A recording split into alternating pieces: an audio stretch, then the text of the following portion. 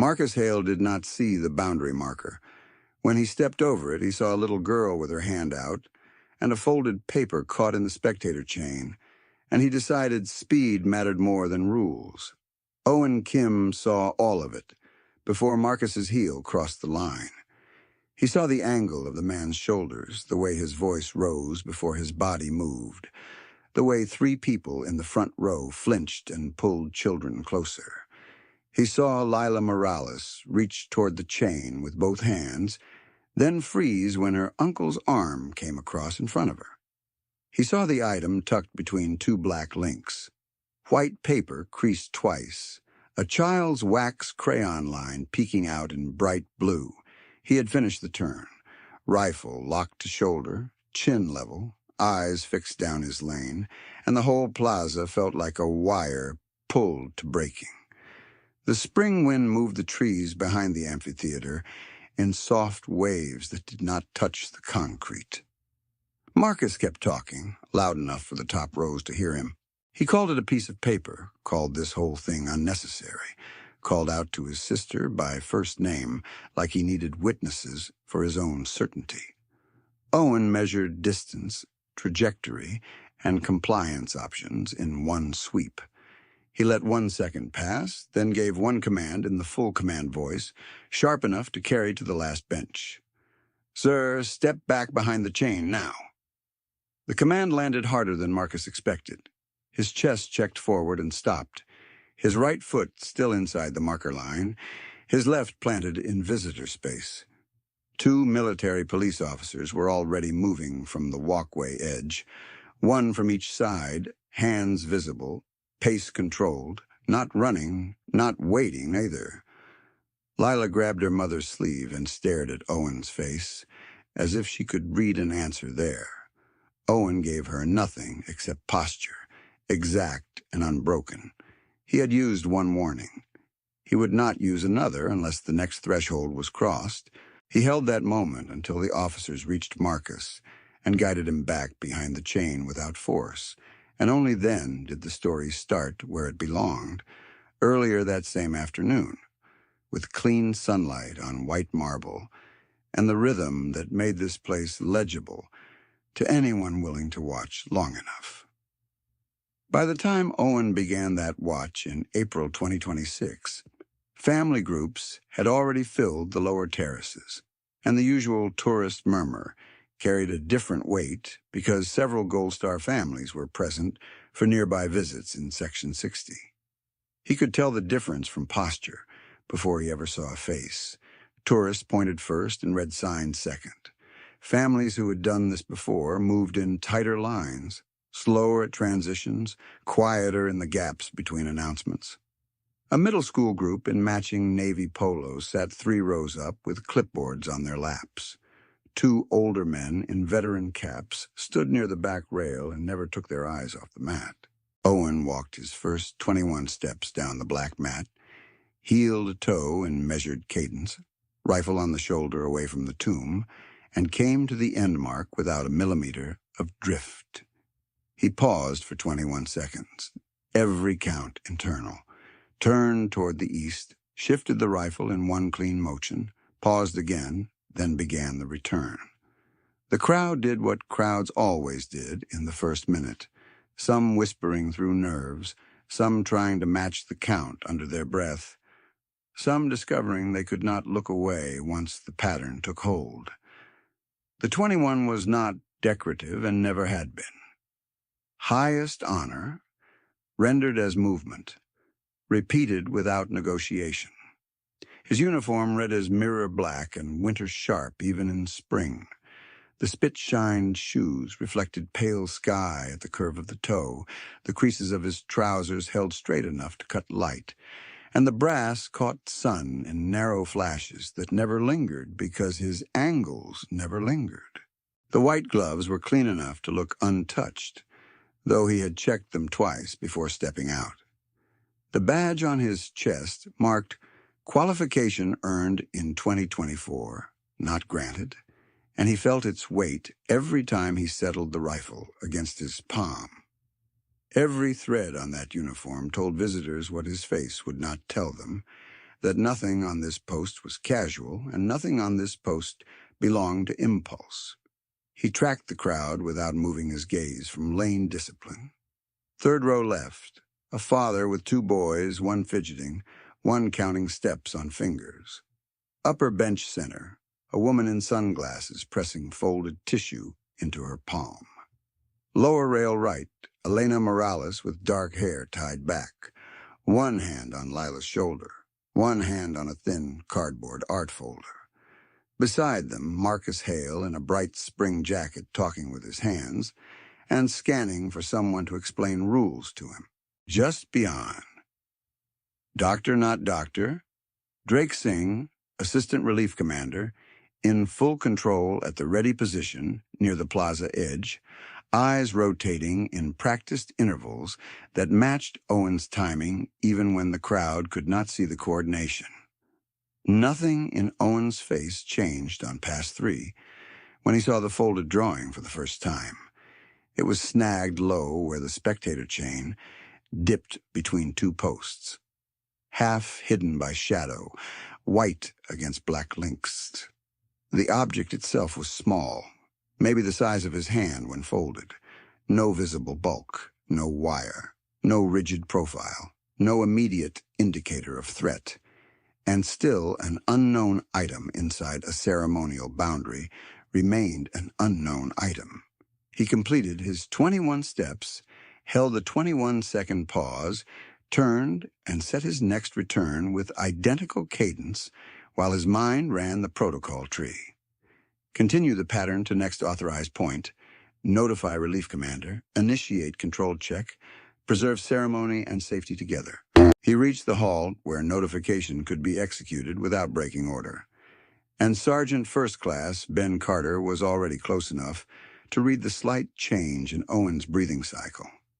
Carter had commanded enough shifts to know what silent alerts looked like when delivered by someone who refused extra motion. Owen gave the brief signal at the authorized point. No flourish, no panic language. Carter acknowledged with a slight nod and shifted his stance 2 inches to relay toward Drake. Drake moved toward the right flank where he could watch the family cluster and the chain line together. None of it looked dramatic from the seats. That was the point. The crowd sensed change anyway because disciplined silence has texture. And when professionals tighten their pattern, people feel it even if they cannot name it. The school group teacher lowered her own voice until it disappeared. One of the veteran men at the back straightened and set his feet shoulder-width apart, no longer leaning on the rail. Elena followed Drake's movement with her eyes and then looked down, scanning around Lila as if she had misplaced something. Lila saw the white fold first, then the pink crayon heart on the outer edge, and her body leaned toward it before words came out. "Mama, that's mine." The sentence traveled just far enough for Marcus to hear, and his reaction resolved a hesitation he had carried since they arrived. Until then, he had been uncertain whether to challenge staff, uncertain whether public grief bought him room, uncertain whether the child would cry. Lila's certainty removed all 3 obstacles at once.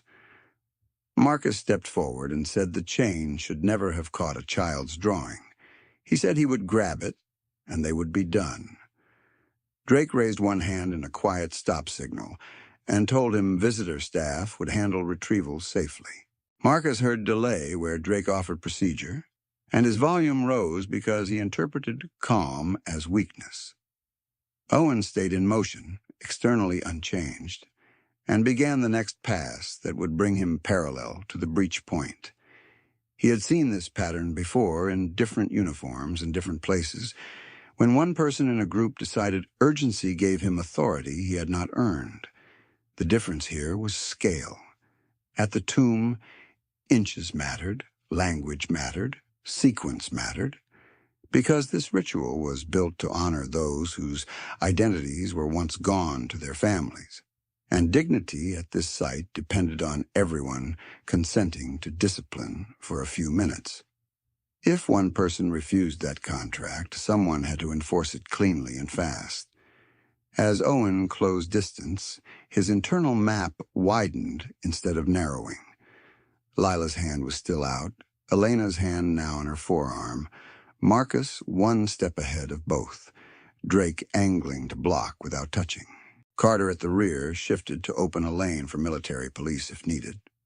2 MPs were already at the perimeter after receiving the silent call, holding position for legal clarity until an actual boundary breach occurred. Owen marked every shoe placement relative to the painted marker line. He did not need guesses. He needed thresholds. Marcus's right foot crossed first, then his left, and the legal question ended. Owen delivered one warning in command voice, precise and unmistakable. His tone did what tone was designed to do when backed by lawful authority and practiced control. It cut through side chatter and self-justification in one strike. Marcus stopped mid-argument, turned toward the sound, and discovered the voice had come from someone he had treated as ceremonial furniture 30 seconds earlier. The MPs stepped in with open-hand guidance and clear identifiers visible, one officer speaking close and low, instructing him back across the line. Marcus tried to keep talking while moving, then saw the crowd watching and tightened his jaw instead. Elena pulled Lila behind her leg, breathing hard enough for her shoulders to rise. The paper in the chain fluttered once in the wind and stayed put. Carter approached it from the side, gloves on, body turned so he never presented his back to the crowd, and checked it with the same controlled caution used for any unknown object near ceremonial space. He removed it carefully and handed visual custody to Drake, who unfolded one corner just enough to identify harmless contents before opening it fully. Crayon house, blue sky, 3 stick figures, one in army green with a square patch and a smile too large for his face. At the top, in uneven letters, to Daddy. In this plaza, those 2 words carried immediate ambiguity. A few visitors in the front rows glanced from the page to the tomb and assumed the child had meant the unknowns, while others looked to Elena for confirmation that this was a family gravesite message pulled into the wrong place by wind and panic. The crowd exhaled as a single organism, relief mixed with embarrassment at how quickly fear could bloom around something made by a child. Elena covered her mouth and nodded before anyone asked. She told Drake it was Lila's, made that morning in the hotel room, meant for her husband's stone in Section 60. She said they had taken out the folder while waiting, and the wind had lifted one page before she noticed. Her husband, Sergeant Mateo Morales, had been killed years earlier. She had promised Lila they would leave the drawing at Daddy's grave together, and she repeated it in plain terms when Lila started to cry, "Daddy is in Section 60. Not here at the tomb. We are still taking it to him." The promise had pulled them here, and now the drawing had crossed into the wrong sacred space by accident, carrying all the wrong meaning with it until she corrected it out loud. Owen heard only pieces while maintaining posture. Yet those pieces were enough to shift the emotional register inside him from threat assessment to guarded recognition. A child drawing to a father who would never open it. A mother balancing protocol against grief in front of strangers. A public scene that could harden into shame if handled poorly. He knew that terrain in his own way. He was 15 in 2009 when the casualty officers came to his family home with measured voices and exact words, informing them that Staff Sergeant Daniel Kim had been killed in Kunar Province and that his remains were recovered and identified. There had been no unknown status for his father. There had still been a hole no sentence could close. His mother had put Daniel's photo in the living room and never moved it. Owen learned to pass that frame on his way to school without touching it, then learned he could not pass it at all on some days without stopping and standing there until the pressure in his chest leveled out. He enlisted in 2018 because grief with no structure had started to feel like static that never cut off, and the Army gave him sequence, standards, and a place where precision served someone besides himself. Years later, when he pursued Tomb Guard qualification and earned the badge in 2024, he recognized the same equation at a higher temperature. Grief remained. Discipline gave it a form he could carry. He also remembered the first time he stood at his father's marker after enlistment, hands empty because he had nothing clean enough to leave, and how that helplessness taught him what ritual can do for the living when words fail. Hearing "to Daddy" at the chain line had reached that old wound in one instant. It resolved a hesitation that could have pulled him toward either cold enforcement or visible pity. And it gave him a narrower lane. Keep the boundary, keep the mother's dignity, get the child's drawing to the right grave, do all three through procedure. That memory did not soften his duty. It clarified it. He had no authority to improvise sentiment at the tomb, and compassion here had to operate through procedure or it became chaos in softer language. Carter signaled that the item was confirmed personal and non-threatening. MPs maintained position with Marcus just outside the boundary, while Drake spoke to Elena and Lila at eye level, keeping his voice low enough that only the front row could hear. He asked one simple question: whether they wanted assistance getting the drawing safely to Section 60 after the ceremony resumed. Elena nodded immediately and pressed her lips together to keep from crying in front of the child. Marcus still had fight in him, though less than before. Public correction had scraped his pride, and pride searched for a way to leave without admitting error. He told the nearest MP that no one should bark at a family with a child, that he was only helping, that these rules were made for tourists, not grieving relatives. The MP listened without interruption, then stated the violation plainly, crossing a restricted boundary during active ceremony after a staff stop signal. Formal warning issued, no arrest, departure from immediate area required. Marcus looked toward Elena for support and found none. She was focused on Lila and the drawing in Drake's hands. That absence decided the rest.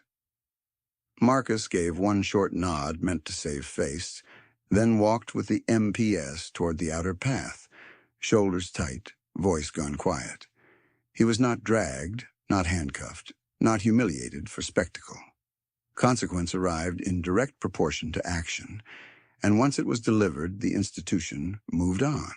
Carter remained at post long enough to confirm perimeter integrity and resumed his relief timing. Drake handed Elena a protective sleeve for the drawing and explained exactly where visitor assistants could escort them to Section 60 without crossing ceremonial flow lanes. Lila held the sleeve with both hands as if it were glass. Only after the breach resolved did Owen begin the pass that would close the loop in the eyes of everyone watching. He stepped onto the mat with the same cadence he had held before the disturbance, and that continuity carried more authority than any speech could have carried. 21 steps down. Pause for 21 seconds. Turn, shift, pause, return. The crowd matched his quiet now. The school group had stopped whispering completely. One of the veteran men at the back raised a hand to his brow for a private salute and held it until Owen turned away. Elena bent to Lila's ear and explained that Daddy's drawing was safe and still going where it belonged, to her father in Section 60, not to the tomb. The tension that had surged through the plaza drained in layers rather than all at once. First came physical stillness, then breath, then understanding. People who had arrived as tourists were now witnesses to a boundary they had not fully understood until someone tested it. Families who already understood saw it defended without theatrics. That mattered. Because the tomb did not need performance and never asked for rescue myths, it needed exact duty under pressure, given by people willing to disappear inside the standard while they held the post. Owen offered that and nothing else. Carter watched Owen's lane and checked his watch against established sequence, already composing the incident log in his head. Time of anomaly detection, location at chain segment near lower right spectator line, controlled notification at authorized halt, item check completed, 1 boundary breach by civilian male, 1 command voice warning issued by Sentinel, MP intervention, no injuries, ceremony resumed same hour. Documentation was not a bureaucratic afterthought in this world. It was accountability made durable, the paper trail that proved standards were followed when emotions ran high. Carter would file the report before the end of shift and close the matter through chain of command. Drake stayed with the Morales family at the edge until the next ceremonial interval created a clear movement window. He did not rush them. He pointed out the route toward visitor assistance and explained where Section 60 staff could help them locate Sergeant Mateo Morales' gravesite without guesswork. Elena asked if she needed to sign anything related to the incident. Drake said no for her, yes for Marcus if he wanted to contest the warning later through visitor channels, and no further action required now. Elena exhaled and finally looked toward Owen with a brief nod that carried apology and gratitude together, then turned to guide Lila down the path. Lila looked back once. Children often searched faces for permission after adults had scared them, and she found no smile on Owen because this post did not permit that currency, yet she found something else that settled her. He was still there, still walking, still exact, and the place had stopped shaking. For a 7-year-old, that was enough meaning. She faced forward and matched her steps to her mother's as they left the plaza. Drake peeled off at the next junction, after handing them to a cemetery guide, then returned to Carter with a short status update and a simple phrase, family redirected, drawing secured for Section 60 placement. Owen continued the pattern through the remainder of the interval, each pass restoring proportion. He felt the earlier spike of adrenaline thin and settle, leaving behind familiar clarity. External motion remained unchanged because internal weather did not have jurisdiction over his feet. Still, he carried the image of crayon letters in his mind. To Daddy, written with the same pressure children use when they want words to stay put. He thought of his own father's name cut in stone elsewhere, known and confirmed, never lost to history, yet unreachable in the same final way. He had once been a son trying to speak across that distance, and now he had protected another child's attempt to do the same without letting sacred boundaries collapse in the process. The unknowns in the tomb had no names for families to visit. His duty stood in that gap every day. As the watch moved toward relief, crowd turnover began. New visitors arrived with cameras and questions. Old visitors drifted out slower, speaking in low voices that carried fragments of what they had just seen. A teacher from the school group told her students to write down what discipline looked like in action, not in slogans. One boy asked if the guard was angry when he shouted. She answered that anger was not the point, control was the point, and some lessons in this place were taught by one sentence given at the right second. Nearby, the veteran who had saluted earlier stood with his hands folded and watched one more full pass before leaving. The plaza lighting shifted as clouds crossed the sun, and the marble took on a cooler tone. Owen marked the change in peripheral vision and kept cadence identical across shadow and light. When relief time arrived, Carter executed transition procedures with Drake at his side. All movements clean, voice minimal, each role performed to standard. No one discussed the incident in casual terms. The necessary facts had been handled in real time. then captured for record, and the ceremonial mission remained primary. This hierarchy protected everyone involved, including the family, including the man who crossed the line, including the strangers who watched and went home, with a corrected understanding of what these boundaries meant. Later that afternoon, after the immediate watch cycle, Carter completed the incident documentation in the operations space with timestamp accuracy and plain language, then routed it through proper channels. One command voice warning by Sentinel Owen Kim, compliant with enforcement practice. One civilian formal warning by military police for boundary breach. Unknown item assessed and resolved as personal drawing belonging to minor visitor, labeled to Daddy, clarified on scene as intended for Sergeant Mateo Morales' grave site in Section 60. Family assisted and redirected to Section 60 for intended gravesite placement. Ceremony continuity maintained, resumed same hour. He signed, dated April 2026, and closed the file.